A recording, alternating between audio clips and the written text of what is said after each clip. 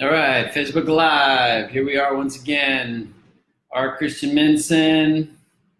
I got off to a little bit of a slow start here, so just need to do stuff like turn off my phone and all that. Welcome everyone. Come on in. Tell me tell me that you're here. Debbie Garcia, my first joiner. Tom, my second joiner. What are you laughing at, Tom? But I'm a little behind. I don't know. I did Susan Ellis. Hello. Who's that? Josie. Hi. I'm gonna have to get my glasses out today. All right, today's gonna be fun. All right, people are joining on now. Veronica Lopez, when you join in, tell me where you're from, like Teddy telling me he's from Louisiana. Susan from California. I like to know where everybody's from. Scotty, New Orleans, beautiful. Get here so I'm well situated. I love questions too. This is an interactive type of format. It is, I want to know what you want to know about things, about the topics. And if you got other topics that I can talk about, things that would be inviting to you, of interest to you, let me know. That's great. Asheville, Karen, I want to get to Asheville, and I'm hoping to do that in September. We had some guests here who came from, where is it, Charlotte, fairly close to Asheville, I think 2 hours away. Check out my new necklace. I got this, shooting some shit while we're doing.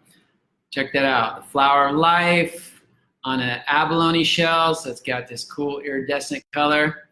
Went into town the other day.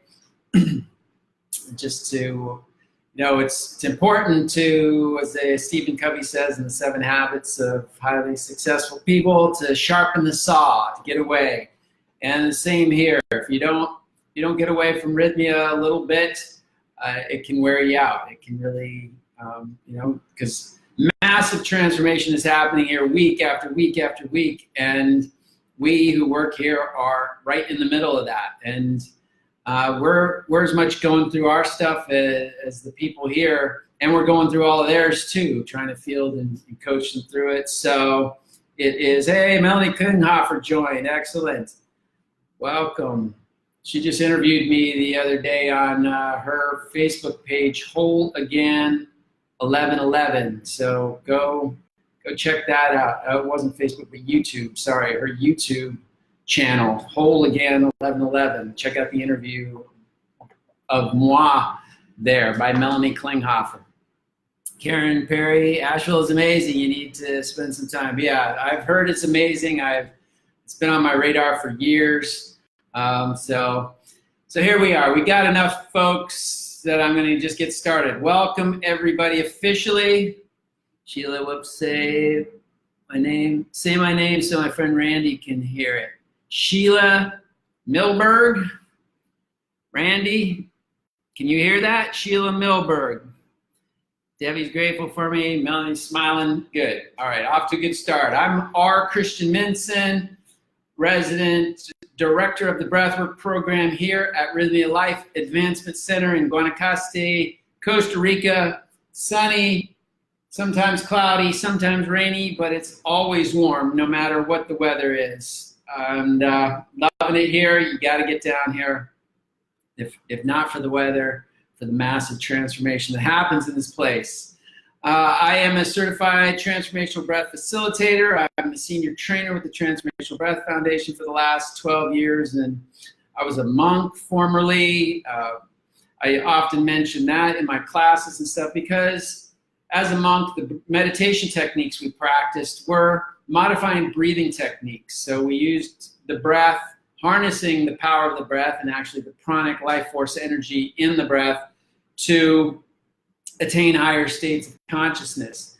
So all in all, I've had 20 some odd years of experience in breath work, helping people physically just breathe better and get more energy, emotionally clear and balance their emotional states so they're not so driven by their emotions, but have a better relationship to all of your emotional states, and ultimately spiritually helping people to connect with that higher dimension of self, your God self, your higher self, however you want to phrase it.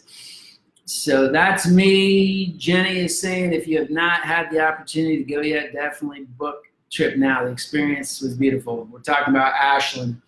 And Melanie put the link in the chat bar of the interview she had with me. So check that out. I'm proud of it, and she's a good interviewer. And you might be interested in her channel too.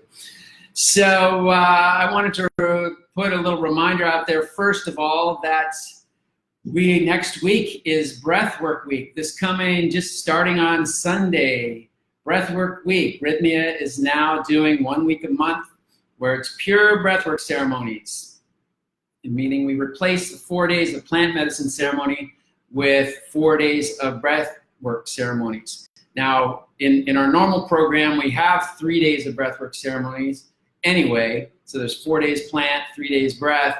But on these breathwork weeks, it's 7 days of breath. Speaking of breath, Bryce Tyson just joined. He was a fellow monk with me 20 years ago, and he's the guy that got me introduced to breathwork in the first place. So if you like what I'm doing, he's ultimately responsible. If you don't like what I'm doing, he's ultimately responsible. So beat him up, not me. If you like what I'm doing, you can praise me, but he deserves some of it too. What was I saying? Breathwork week. So this week we're doing all breathwork classes. All right. So every ceremony we do is a breathwork ceremony, and the program of Rythmia is still exactly the same. We still, focus on the same miracle structure. We have the same classes. We have the same format. We just replace the plant medicine with breath medicine or pranic medicine. I like to call it our original medicine. That medicine which brings us to life and helps us to thrive in life. And this is significant because there's many people out there who can't do plant medicine. They're physically unable to do it. There's some physical thing like heart conditions or blood pressure conditions or whatever. There's people that are on medications that are contraindicative to mixing with plant medicine. So until you're off those medications for 30 days, you can't do that plant medicine. And there's some people that are just either philosophically not in alignment with plant medicine, or they are not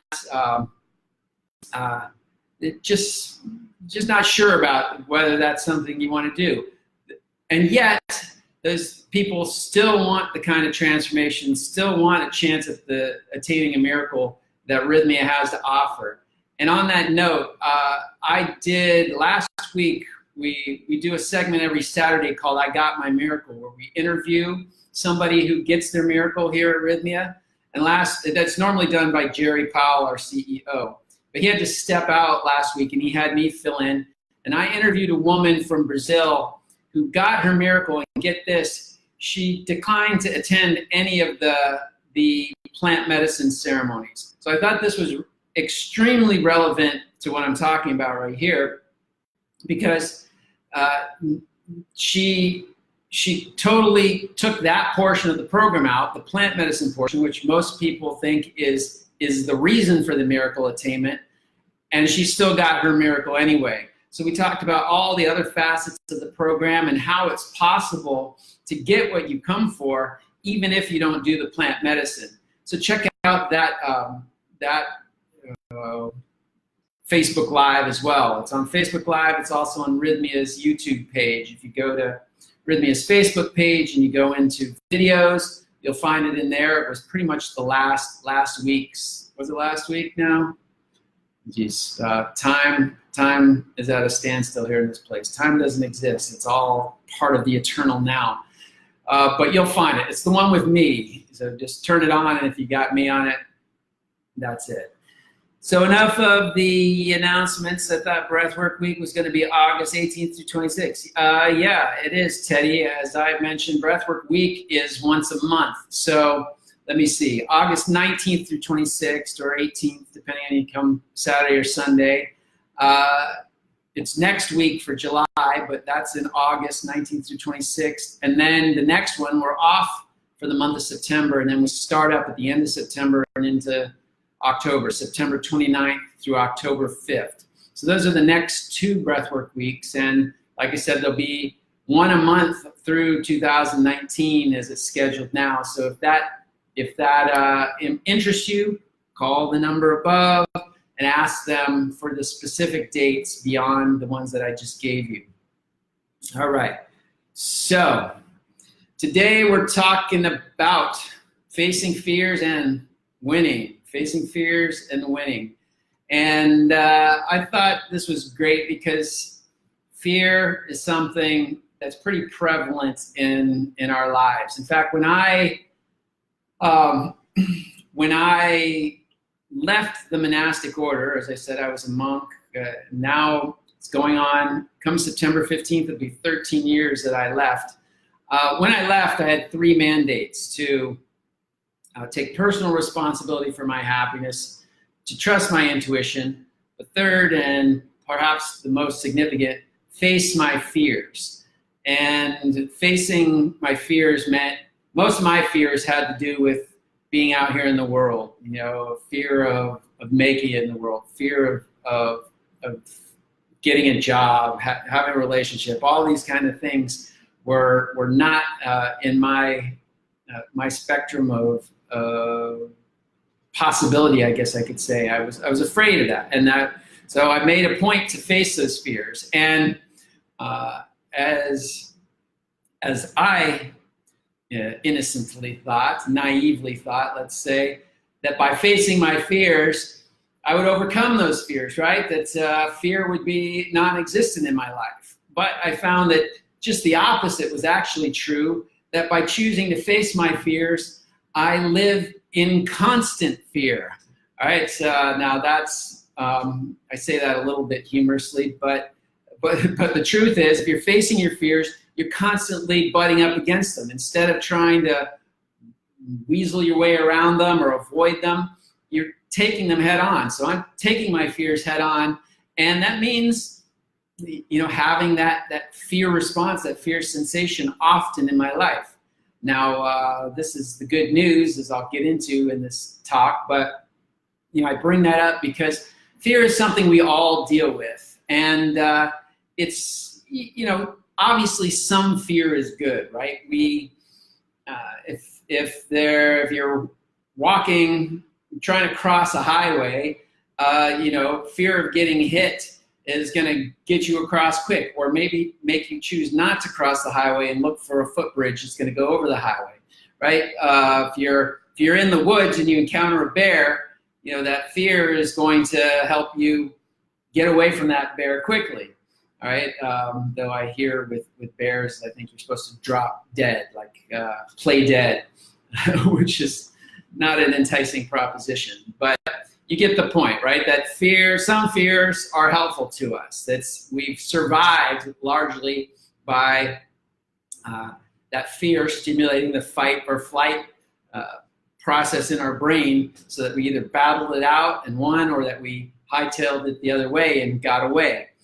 But you know, fear is ultimately a form of nervousness, and you know, it's said that some of the emotions that are most damaging to the nerves are fear, worry, anxiety, and anger. These things stimulate our nerves. You know, all of our emotions are just stimulation of our nerves.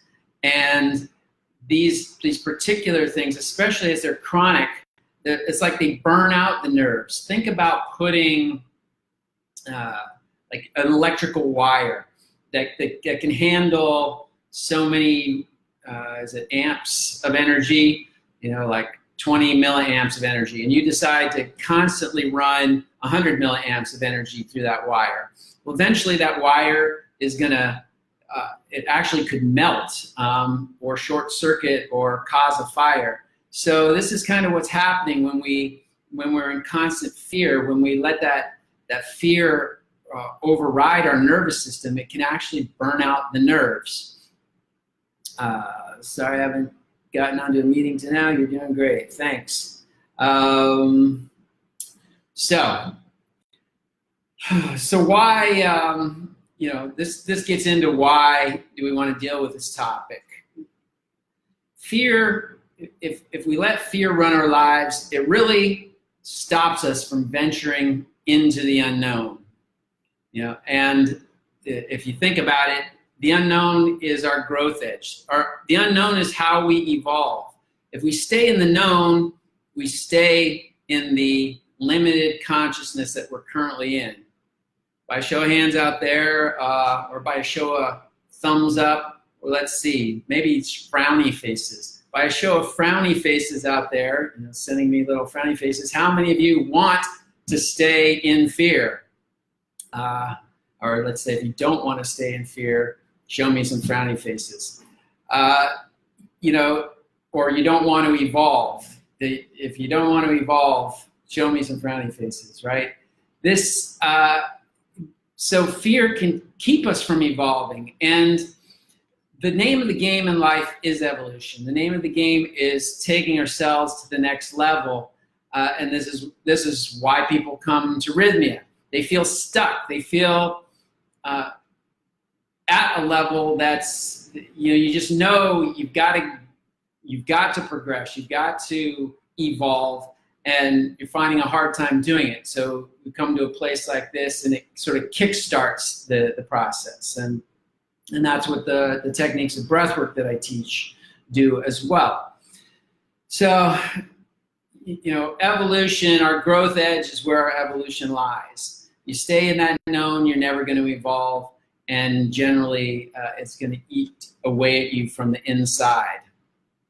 I also mentioned that, why we want to get over fear is that fear is one of those emotions that's most damaging to our nerves. So that we stay in fear, we actually start to develop nervous problems. And some physical ailments that have to do with nerves can come about as a result of staying in chronic fear and chronic anxiety and chronic stress. So, but ultimately fear limits our opportunities. If we're afraid to venture out into that unknown, we never know how great life could actually be. And I've got a great story myself. I used to be afraid of the dark when I was younger, from little to still in my 20s. I went to, before I became a monk, I went to the retreat that the organization had called Hidden Valley. And this was out in the hills, the countryside hills of Escondido, California. If anybody knows, that's in the North San Diego County. And this is countryside. We had a beautiful farm retreat there, but at night, there's not a lot of lights around, and everything gets quiet. And then the coyotes and the jackals come out. And I don't know if you've ever heard these animals when they find something and kill it. They just make this noise like the craziest crazed demons that you've ever heard. And, it didn't help with my fear of the dark. So let's put it that way. Now, in this retreat, there was this nice little meditation chapel. It was big enough for 6 people to be in, but it had a really great vibe to it. And I love to meditate in there. But, and I love to meditate for a long time, but when it started to get dark, I would either have to plan my day so that I meditate in there before it got dark, or cut my meditation short before it got dark, or if it was dark, I would often not go. So I wouldn't do my meditations in this chapel because I was afraid of having to walk. Now, why was that? Because where the chapel was and then where my residence was, there was this long, I don't know probably quarter-mile walk that had no lights on it. It's the middle of an open field in this countryside, pitch black, dark, and so I have to walk on that, and I hear these animals out and hear rustling in the leaves and all that kind of stuff, and it would freak me out. I have to say, admittedly, back then I was not very not very courageous about that. So basically, my point here is that it limited my experience. It helped me, or it hurt me from meditating as much as I wanted to in this chapel, and to stay there longer, and to really put in that time. So, now in overcoming this, I basically, there was one night that I ended up meditating a little bit longer, and it was dark out, and I opened the door and I realized it was dark. So I closed the door, I went back in, and I meditated some more, and I really just, probably for another half hour or something, I just meditated on courage. I was like, I have to I have to get over this. Can you help me? Calling to God, calling to the powers that be. Can you help me get over this limitation? And something came over me. I would say a divine energy that gave me the strength and courage to do it. So I got up from that meditation. I started walking along that path, and pretty soon I got enveloped in that darkness to where you can't even really see the path in front of you. And I just embraced the darkness. I let myself go. I surrendered to that darkness. And I heard those animals off in the background, and I just stayed focused on the path and surrendering into the darkness. And something shifted in me. It was so significant because I can really pinpoint that as a turning point. Something shifted in me that from that point onward, I was not, I was no longer afraid of the dark. In fact, these days, since then, and that was, I'll date myself with saying this, but not 30 years ago, 20 years ago, since that time, I actually embrace the dark. I like walking in the dark. I prefer to be in a dark room than to turn on the lights a lot of times, and there's a comfort actually in the dark now. So I went from being afraid of that darkness to actually being alive and thriving in that darkness. So, so this gets into how do we deal with our fears? How do we manage them? How do we overcome them? And the first thing that I want to stress is that, yeah, you can give me hearts and happinesses and all that kind of stuff. I deserve it. What do we say? Joey, what are you saying there? I do not have fear in me. Once a while ago, I had a reptilian in my room trying to scare the crap out of me as I thought about it. I could change it and paint him with flowers all over him. When that happened, he did wink out. It caused me to know that I could change the narrative to be good. After that, I'm fearless. Great, Joey. I appreciate that. Now, I'm going to say, I don't know. I don't use that word fearless because, to tell you the truth, fear is still in my life. I'm no longer really afraid of the dark, but there's still plenty of fears that go around. And I think that a lot of us get tripped up by feeling like overcoming fear means to get rid of our fear. Like I said in the beginning, where I now face my fears. That doesn't mean that my fears are wiped out; they're gone. It means that I'm constantly moving towards the energy of my fears. As one of my monastic mentors once said, "Fear is the compass needle pointing north," meaning where your fear is, orient yourself towards it and move in that direction. If that's the area for your greatest growth and your greatest evolution.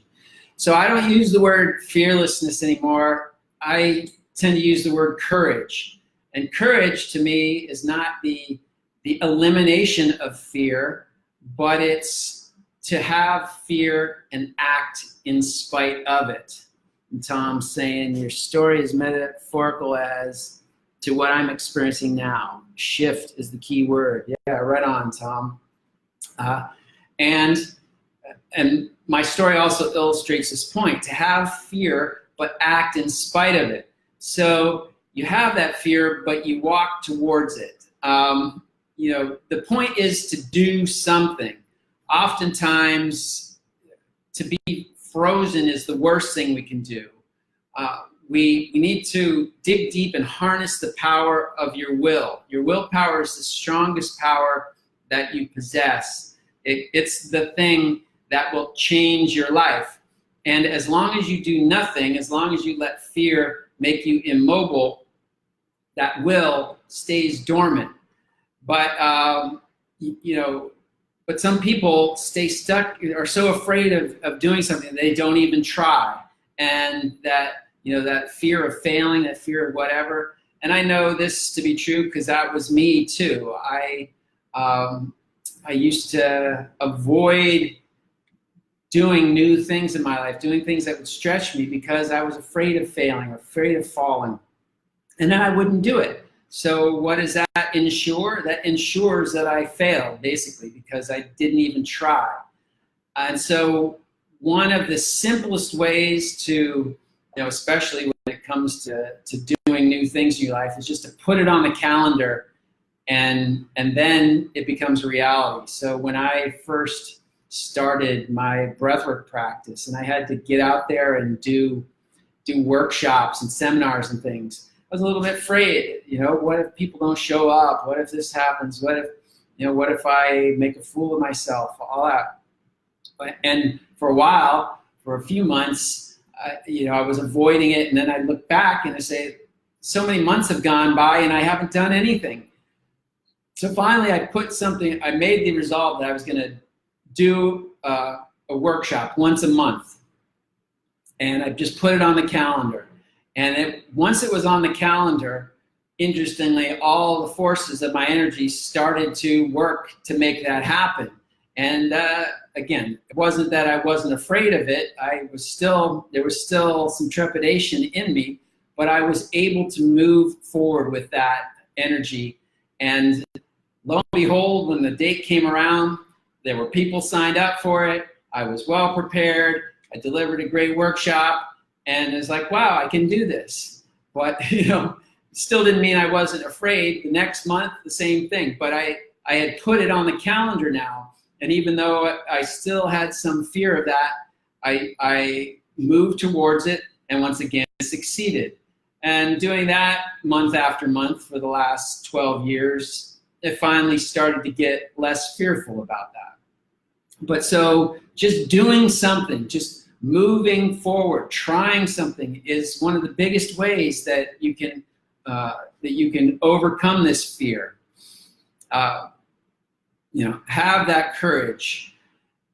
Courage is said to be faith in God, and if you don't, that word God is a lot loaded, is very loaded to a lot of people these days.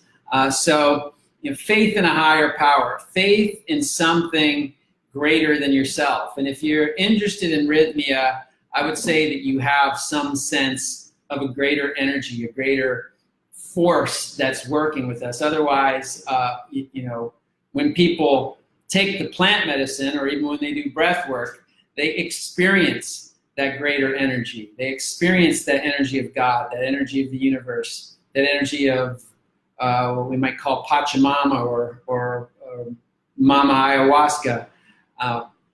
This is the energy of the universe helping align and work towards your greatest good. So to have courage means to have faith that energy is working for your highest good. And you can mentally battle all day whether that exists or not.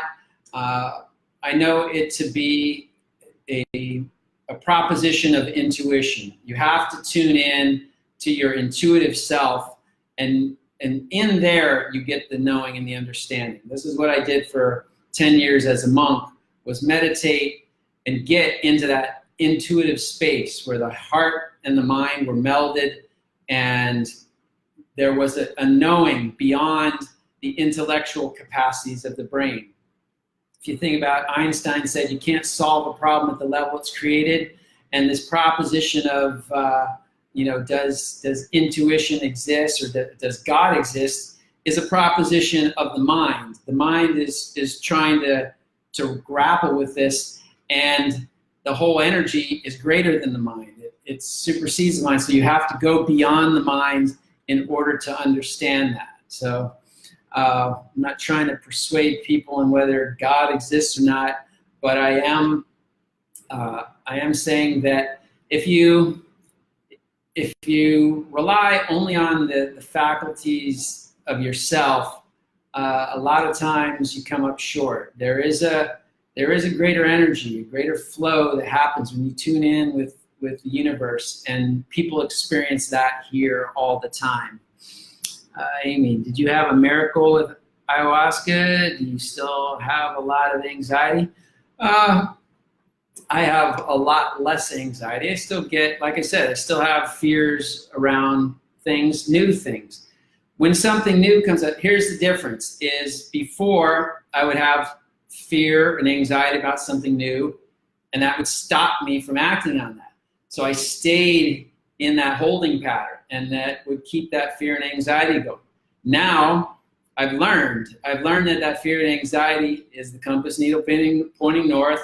I act in spite of that fear and anxiety. I muster up my courage, action in the face of fear, and doing it anyway. And I move through, and I expand. Once I've expanded, there's a resting point. You've reached another plateau. Take a breath, enjoy that for a while. But there's the next higher peak that you got to get to. And there's still anxiety. I will admit that I still feel anxiety about reaching that next peak, because that's unknown. How am I going to get there? It's calling on faculties that I don't yet possess. It's calling on parts of me that I haven't worked with yet.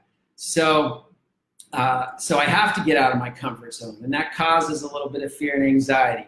But I know now to take those steps forward and move in faith, that when I move, the forces of the universe, the forces of God, however you want to conceptualize it, move with me and make that possible for me. And so hopefully that explains that for you, Amy.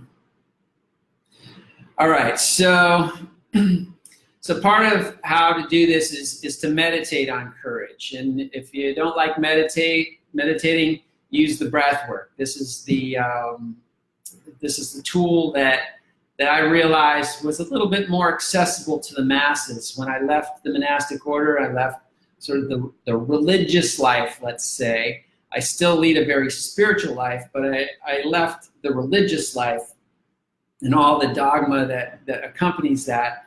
And meditation is a very strict and very disciplined path, and I still believe in it. And yet I see, for the vast masses, it's a little bit tougher than most people are ready for. But I saw the element within the meditation that the kernel that I could take to the masses was this connection with our breath, and how we use the breath to access that life force energy, which then created shifts and changes in our consciousness. And by teaching breath work, now I can reach a lot more people who don't want to subscribe to any particular faith or religion, or don't want to have to devote their life to something, but still want this evolution, still want this change in their lives, and can see that through the power of the breath. You don't have to be so disciplined either. You don't have to worry about controlling the mind. You don't have to worry about controlling the body. And yet you can use these positive affirmations of courage.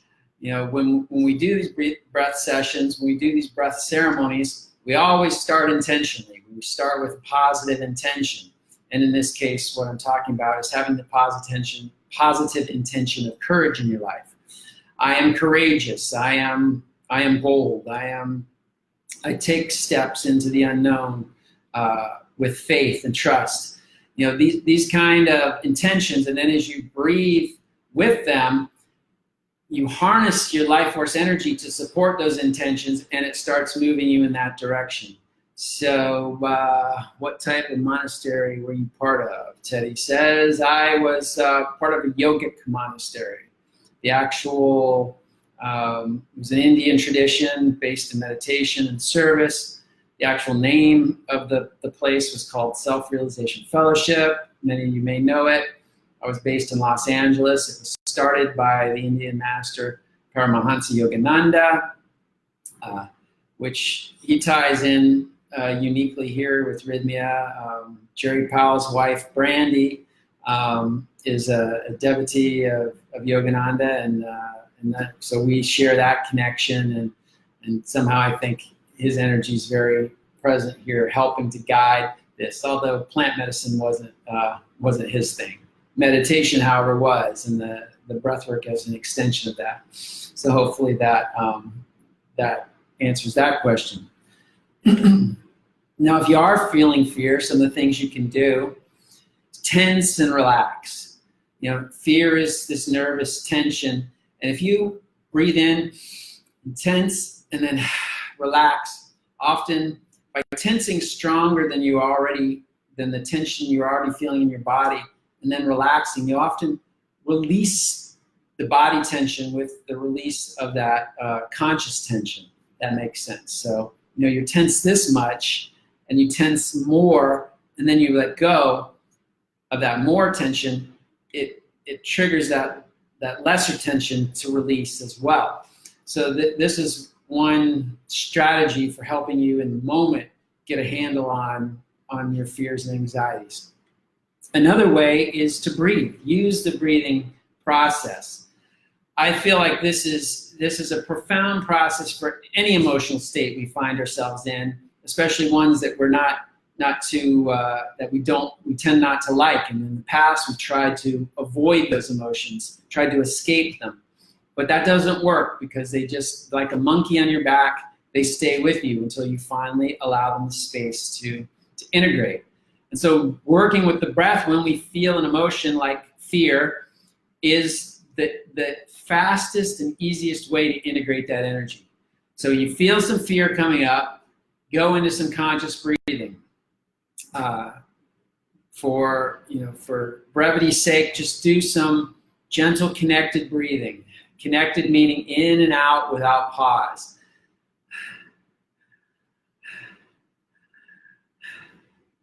So you're feeling that fear, and the thing is, the counterintuitive part to this is, feel that fear. Let that fear be present. Don't try to push it away. Be with it. And as you breathe with it, what tends to happen at first is you feel like it increases. You feel like you enlarge it. What's happening is you're just becoming more in tune with it. You're just becoming more aware of it. You're just bringing it more to the surface so that ultimately it can finish and leave you. And if you just stay with that breath and that energy, eventually you'll feel it start to dissipate and release. And then you may be left with no fear at all, or maybe a low grade fear response, a gentle anxiety or something like that, that makes it much easier to move forward and act. So those are some of the ways. Let's see, let's see if I've got this on me. Yeah. Another thing I wanted to mention is you can do an exercise. Whenever you have a fear, this I learned way back when I was a monk, sort of a mental exercise. When you have a fear, that you write it out, and then you look at what's the fear behind that fear, right? So there's usually something deeper going on, and then what's the fear behind that fear? And you keep going till you try to reach the root level fear, and then you analyze the cause of that root level fear, and then that usually presents you with some kind of action plan, some kind of step. So I found one of these from way back when I was doing it. So we had this creative show we used to do it's Halloween time. We used to do a big performance. 10,000 people would come onto our grounds at Halloween because we had this amazing display of pumpkins and shows and all this.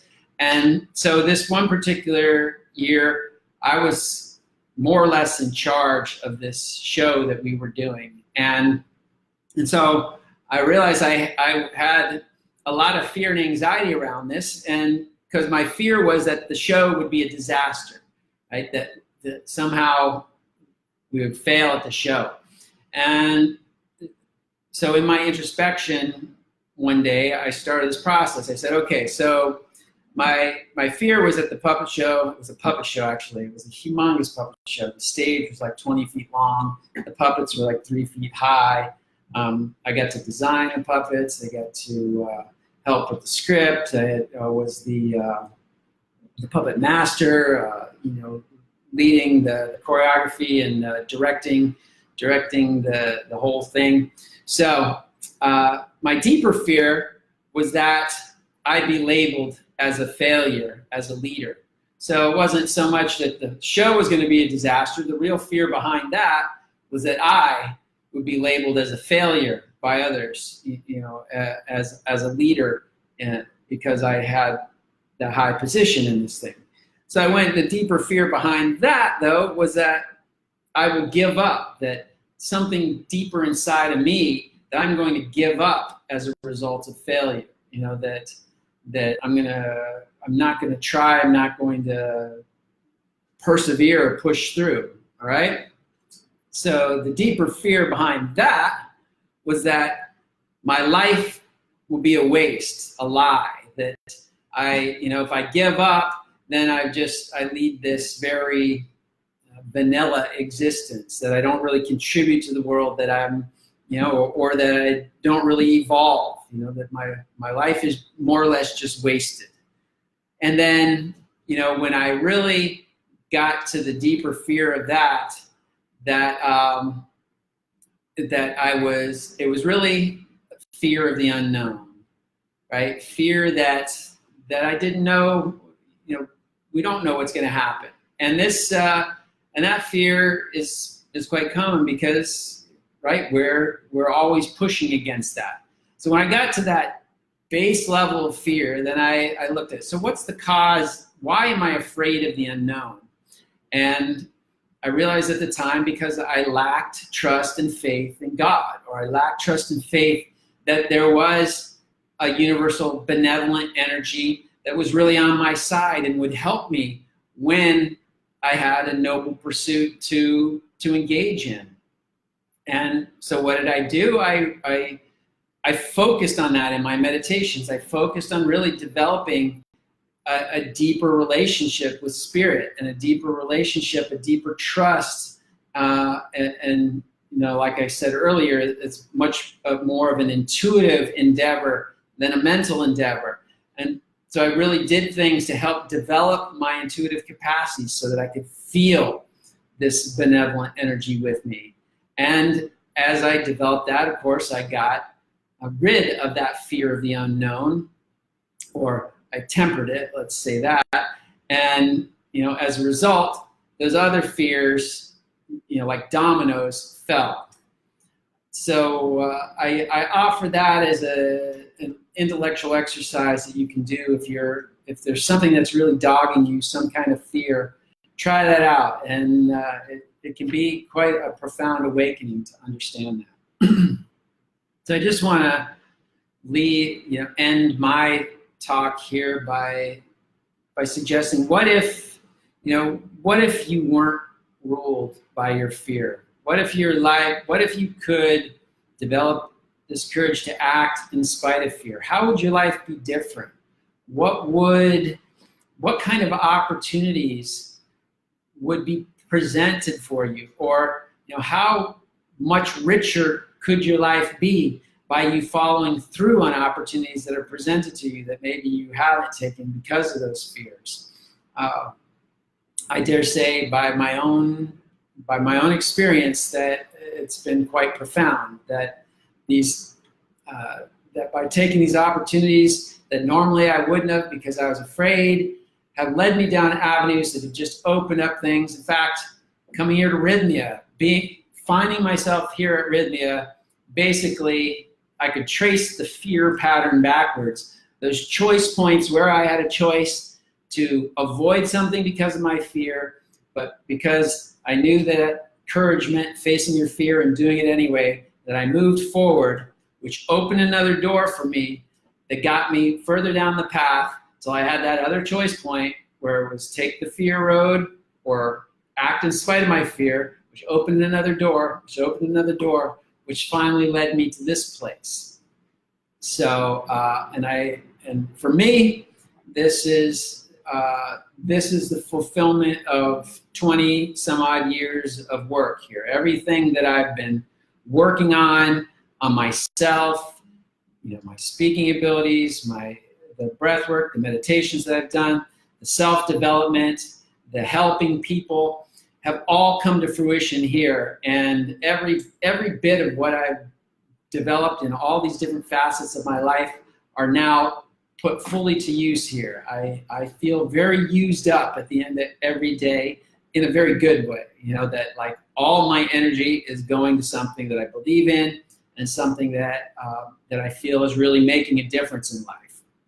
So if you want that feeling too, consider coming here to this place. This is the kickstart for a lot of people to everything that I've said, can be put in a high gear by taking a week here. Some people take more, but taking a week here and getting that off to an exponential start.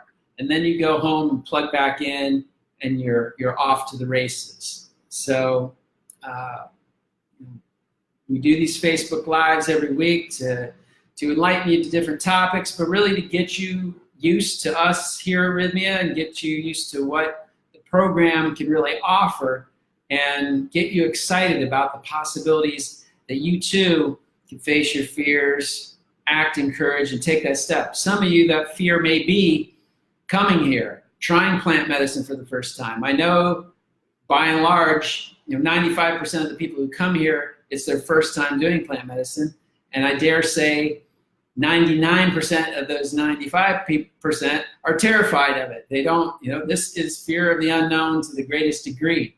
And yet they do it. They take that leap and they go through the program. And sometimes you face those scary parts in your life, and that's what I'm here for. That's what, a dozen other folks that are just like me are here to support you and to help you in this process.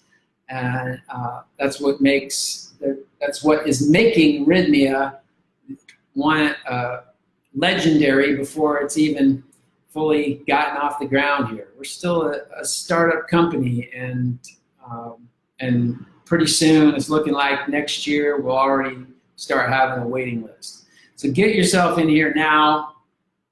Get yourself in here while it's relatively affordable, and just get yourself here. If there's anything I can do to help you on that in that realm, let me know. You can Facebook friend me if you want to keep in touch with me. R. Christian Minson. I put my name in the title of this Facebook Live. You can just link over to me and then friend me. The only thing that I ask is that you send a message along with that says, I saw you on the Facebook Live about fear. I just wanted to friend you and stay in touch. And if you got any questions then, feel free to ask. I'm happy to try to keep a relationship going and converse with you. So with that, let's see, we kind of ran out of questions or comments, which is fine with me, but if you want to ask anything, go ahead. Amy gave me the thumbs up after I gave her the explanation there, so thanks. That just going backwards and seeing if hi from the Midwest. We are so much alike. Yeah, thanks, Sheila. Yeah, so it doesn't look like there's any questions that I've missed. Love Rythmia. If you have not had the opportunity to go yet, definitely book your trip now. The experience alone was beautiful. One of the best weeks of my life. That's Jenny Greer. Thanks, Jenny, for that. Remember the link by Melanie Klinghoffer where she interviewed me. That's in the chat bar at, I don't know if it tells me the time. I can't tell what time it is, midway through. And